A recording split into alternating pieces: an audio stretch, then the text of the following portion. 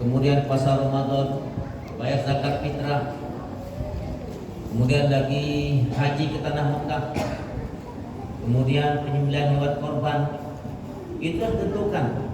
Tapi Bapak Ibu, ada amalan ghairul maqtu', amalan tidak ditentukan secara hukum dalam kita beramal di mana kapan saja.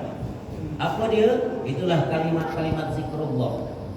Nah Bapak Ibu, kemarin kita Ramadan semangat dalam beramal. 5 waktu di masjid, Al-Quran dibaca, ya Bu. Bu, ada baca Quran berapa kali khatam? Sekali, 2 kali. Ya Pak. Nah Bapak Ibu sekalian, Nabi katakan man ta'allamal Qur'ana wa 'allamahu. Sebaik kamu itu adalah orang yang belajar Al-Quran dan mengajarkannya. Mengajar, belajar, membaca, menghafal, mengamal serta mendakwah Al-Quran. Bapak Ibu, Al-Quran mesti kita pelajari, wajib, dan wajib kita ajarkan kepada siapa? Kepada anak-anak kita. Karena Al-Quran itu adalah hudal linnas, petunjuk bagi setiap kita manusia, Bapak Ibu. Nah Bapak Ibu, kalaulah kemarin ibu ataupun bapak dapat menghatamkan 1 kali Al-Quran, maka seperti di menghatam luar Ramadan itu sebanyak 10.000 kali Al-Quran. Kenapa Bapak Ibu? Karena dalam setiap amal kita tadi Allah lipat 1.000. Setiap amal tadi dalam Ramadan, manja bil hasanati falahu asru amsalihah. Barang siapa yang buat 1 amal kebaikan, baginya lipat 10. 10 kali 1.000, bermakna setiap amal kita 10.000. Ya Pak RT. Masya Allah, ini baru juga. Dan di samping itu Bapak Ibu, memang Al-Quran menuntut kepada kita, hak Al-Quran itu 2 kali mesti kita mengkhatamkan dalam 1 tahun. Nah di samping itu Bapak Ibu, ada surat-surat tertentu, kalau kita baca, Allah beri kita ganjaran sangat lumayan Bapak Ibu. Antara lain kata Nabi, barang siapa membaca 2 surat, 1 surat Alif Lam Mim Sajadah, 2 surat Al-Mulk, waktunya maghrib menjelang isya, itu Allah memberi ganjaran pahala Bapak Ibu seperti dia melaksanakan haji umrah yang diterima Allah Subhanahu wa taala. Itu dia. Dan seperti dia melaksanakan sholat sepanjang-panjang malam di malam Lailatul Qadar. Pak RW, dah pernah jumpa Lailatul Qadar belum? Belum ya? Pak Kadi sudah apa belum? Belum ya? Wallahu a'lam. Wallahu a'lam ya. Saya rasa Pak, saya sudah umur 57 tahun Pak. Kayaknya belum berjumpa Pak Lailatul Qadar. Sama ya? Nah. Tapi Nabi katakan Pak, dalam Fadilah Quran bab kedua di sana dibunyikan, barang siapa membaca 2 surat, waktunya maghrib menjelang isya atau setelah isya, surat Alif Lam Mim Sajadah dan Tabarakallazi Al-Mulk, maka dia mendapat ganjaran pahala seperti dia melaksanakan sholat sepanjang-panjang malam di Lailatul Qadar. Rupanya Bapak Ibu, walaupun kita belum dapat Lailatul Qadar, tapi masih ada kesempatan amalan yang menyamai malam Lailatul Qadar tadi. Itulah 2 surat tadi Bu sekalian. Kemudian surat Yasin. Tadi dihimbau oleh pengurus masjid supaya kita ramai-ramai ke masjid untuk baca surat Yasin. Apa untung Bapak Ibu dalam Fadilah Al-Quran bab kedua itu, kata Nabi, barang siapa membaca Yasin di permulaan hari, maka segala hajat-hajatnya hari itu akan ditunaikan Allah Subhanahu wa taala. Bapak Ibu, kita ini banyak hajat. Macam-macam hajat. Badan gemuk hajat minta kurus, badan kurus hajat minta gemuk. Ya kan? Tak ada gigi hajat minta tumbuh gigi. Macam-macam hajat. Salah satu di antara kata Nabi tadi, barang siapa membaca surat Yasin di permulaan hari, maka Allah akan tunaikan, akan penuh segala hajat-hajatnya tadi Bapak Ibu. Barang siapa membaca Yasin pada malam hari, dia mati pada malam hari itu, maka dia mendapat ganjaran mati syahid. Dan banyak lagi keutamaan lainnya Bapak sekalian. Dan termasuk surat Al-Ikhlas Bapak Ibu, surat yang pendek tapi ganjaran sangat besar. Suatu ketika Rasulullah memberitahu kepada Siti Aisyah radhiyallahu anha, "Wahai istriku, jangan engkau tidur sebelum kamu melaksanakan 4 perkara." Maka Nabi langsung melaksanakan sholat sunat Bapak Ibu. Kemudian Siti Aisyah terbaring di tempat pembaringannya. Begitu selesai Nabi sholat Isya tadi, Aisyah bergegas bangun. Apa kata Rasulullah? Jangan engkau tidur sebelum engkau mengkhatamkan Al-Quran 30 juz. Itu dia. Yang pertama. Yang kedua, jangan engkau tidur sebelum para nabi memberi syafaat kepadamu ketika hari dunia kiamatan Allah. Yang ketiga, jangan engkau tidur sebelum engkau bersemi menerima ridha kepadamu. Dan yang keempat, jangan engkau tidur sebelum engkau melaksanakan haji dan umrah yang diterima Allah Subhanahu wa taala. Maka Aisyah berkata, wahai Rasulullah, aku tebus ibu dan bapakku. Engkau menyuruh melaksanakan 4 perkara dan waktu singkat, sungguh aku tidak sanggup. Nabi tersenyum lebar dan menyampaikan, istriku, sekiranya engkau membaca 1 kali surat Al-Ikhlas, maka seolah-olah engkau telah membaca 1/3 Al-Quran, makna 10 juz Bapak Ibu. Sekiranya engkau membaca 2 kali surat Al-Ikhlas, seolah-olah engkau telah membaca 2/3 Al-Quran, makna 20 juz. Kemudian sekiranya engkau membaca 3 kali surat Ikhlas, maka seolah-olah engkau telah menghatam Al-Quran 30 juz. Itu fadilah daripada surat Al-Ikhlas tadi Bapak sekalian. Keuntungan kedua Bapak Ibu terjadi di kota Madinah. Datang mayat bersolatkan. Sahabat bertanya, adakah mayat punya hutang? Maka sahabat mengatakan tidak ada, Rasulullah. Maka beliau menyolatkan mayat tersebut bersama sahabat-sahabat yang lain.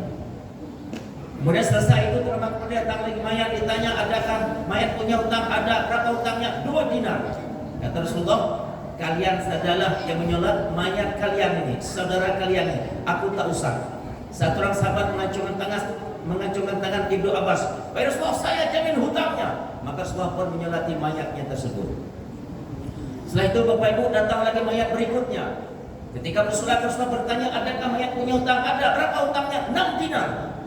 Kata Rasulullah, kalian yang menyolati mayat saudara kalian aku tak usah.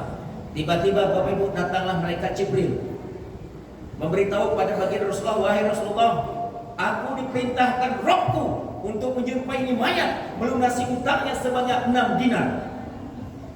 Rasulullah bertanya, wahai Jibril, apa kehebatan mayat ini? Kok Allah memerintahkan kau berupa mayat untuk melunasi hutangnya? Kata Jibril, wahai Rasulullah, kehebatan mayat nih, setiap hari dia baca surah Ikhlas sebanyak 100 kali Pak. Terus setiap kali 100 kali baca ini. Saya sudah coba Bapak Ibu, kalau kita baca model begini, Bismillahirrahmanirrahim, Qul huwallahu ahad, Allahu samad, lam yalid wa lam yulad wa lam yakul lahu kufuwan ahad. Itu 15 menit insya Allah dapat 100 kali. Nah, kalau ibu tak percaya Bapak coba nanti pulang rumah coba. Jadi itulah fadilah Ibu sekalian. Maka Bapak Ibu, Al-Quran tadi menuntut kepada kita dalam 1 tahun itu 2 kali kita mesti menghatamkan Al-Quran. Maknanya apa Bapak Ibu? Semangat dalam Ramadan tadi kita baca Quran, luar Ramadan tetap kita pertahankan. Ini maksudnya. Dan Al-Quran yang kita baca tadi Bapak Ibu, bila kita mati, mayat kita dimandikan oleh keluarga kita. Tak kala mau dikapankan dengan kain kapan tadi Bapak Ibu, nilai baca Quran yang kita baca tadi, dia akan berbentuk satu orang pemuda yang sangat tampan dan akan berada antara dada dengan kain kapan kita, dan dia menyertai kita sampai kubur Bapak Ibu. Ini kegunaannya, dan dia teman kita di dalam kubur sana Bapak Ibu sekalian. Nah Bapak Ibu, habis Ramadan maka masuklah 1 Syawal tadi. 1 Syawal itu yang kita kenal dengan Hari Raya Fitrah, Hari Raya Kesucian. Kenapa demikian? Karena dalam hadis mengatakan man shoma ramadhana imanan wa ihtisaban ghufira lahu ma taqaddama min dzambi. Barang siapa melaksanakan puasa Ramadan dengan penuh iman dan ikhlas, maka Allah akan mengampunkan segala dosa-dosa yang pernah diperbuat. Keburukannya tadi diganti oleh Allah dengan kebaikan-kebaikan. Itu dulu sekalian. Maka Bapak Ibu, umur kita ini pendek-pendek, paling 60-70 tahun. Tentu masa ibadahnya pendek pula dibandingkan dengan umur umat-umat terdahulu. Maka Allah SWT datangkan bulan-bulan rumiah, bulan-bulan yang mulia tadi, di dalam amal kita dilipat gandakan oleh Allah Subhanahu wa taala Bapak sekalian. Kemudian Bapak Ibu, habislah Ramadan tadi timbul 1 Syawal. Maka tradisi kita orang Indonesia ini saling berkunjung dan mengunjungi. Itu dia. bersilaturahmi satu sama lain. Ya ayuhan nas, inna khalaqnakum min dzakarin wa unsa wa ja'alnakum syu'uban wa qabaila lita'arafu. Wahai manusia, aku jadikan kamu itu laki-laki dan perempuan, dan telah kamu saling bersilaturahim. Sila itu artinya hubungan, rahim itu artinya rasa kasih sayang. Apa untungnya Bapak Ibu? Kata Nabi, apabila satu orang muslim datang ke rumah saudaranya yang muslim, maka bersama tamu itu diikuti 1000 berkah dan 1000 rahmat. Apabila tuan rumah menyajikan makanan, satu teguk, satu suap dimakan oleh para tamu, tidak habis bawa pulang, itu ganjaran pahalanya kata Nabi seperti dia melaksanakan haji dan umroh yang diterima oleh Allah Subhanahu wa taala. Maka Bapak Ibu, maka beruntunglah jadi ketua kampung. Nah, itu dia. Selalu datang berkah, minta surat pengantar nikah. Ya Bang ya? Betul. Beruntung apa? Rumah makan didatangi para tamu sehingga Sayyidina Ali radhiyallahu anhu 1 minggu tamu tak datang, rumah dia menangis. Apa dosaku tamu tak datang-datang? Maka Bapak Ibu, apabila tamu datang ke rumah kita, cepat-cepat kita buka pintu, cepat-cepat suruh masuk. Kalau perlu ditawarkan, Pak mau minum apa? Pak mau makan apa? Begitu dia. Bapak ya, ini ganjaran tamu datang Bapak Ibu. Nah Bapak Ibu, satu kisah di zaman para sahabat. Sahabat ini mempunyai istri cerewet sekali. Maka mengadu pada Nabi, wahai Rasulullah, istriku ini cerewet. Kata Nabi, engkau ceraikan saja bini kau itu. Kata sahabat, ya Rasulullah, kalau aku ceraikan, dia nikah dengan laki-laki yang lain, cerewet juga begitu. Kata pemantun, Bapak Ibu, banyak orang menanam kangkung, kangkung ditanam di tepi parit, nasib kurang beruntung, dapat istri sungguh cerewet. Lalu bagaimana solusi Bapak Ibu ketika itu? Rasulullah kata, kami sahabatku, nanti aku datang ke rumah kamu bersama beberapa orang sahabat yang lain. Kalau aku datang, engkau tunggu depan pintu, sambut depan pintu. Aku yang masuk bersama kami. Sudah jamuan ala kadarnya, tak kala kami pulang, engkau hantar kami apa yang keluar bersama kami daripada rumahmu. Singkat cerita Bapak Ibu, Rasulullah pun datanglah bertamu. Kemudian disambut oleh tuan rumah bersama istrinya tadi. Sudah terjadilah makan minum ala kadarnya. Kemudian Rasulullah tadi pun pulang, istrinya mengantar dan suaminya mengantar daripada pintu rumah ke beberapa langkah ke depan. Kemudian kira-kira sahabat Rasulullah sudah sampai ke rumah, maka sahabat tadi pun bersilaturahmi ke rumah Nabi. Lalu Bapak Ibu, Rasulullah bertanya kepada sahabatku, apa yang kau lihat tak kala kami masuk ke rumahmu? Apa jawab sahabat Rasulullah? Tak kala kau masuk ke rumah kami, bersama engkau tu ada intan, emas, berlian, permata, ada bau harum yang menyedapkan. Kemudian tak kala kami keluar pada rumah kamu, apa yang kamu lihat keluar bersama kami? Maka kata sahabat Rasulullah, yang keluar bersama engkau ya Rasulullah, bau-bau yang tidak sedap, ada ular, ada kalajengking, ada lipan yang keluar bersama kamu. Maka Bapak Ibu, sifat ular itu jalannya tak pernah lurus. Kalajengking sukanya menyengat kita, dan ular itu juga demikian. Lipan tadi itu juga demikian, menyengat kita, tapi manfaat bagi dia tidak ada. Maka Bapak Ibu, setelah terjadi silaturahmi tadi, maka istri para sahabat tadi pun tidak cerewet lagi Bapak Ibu.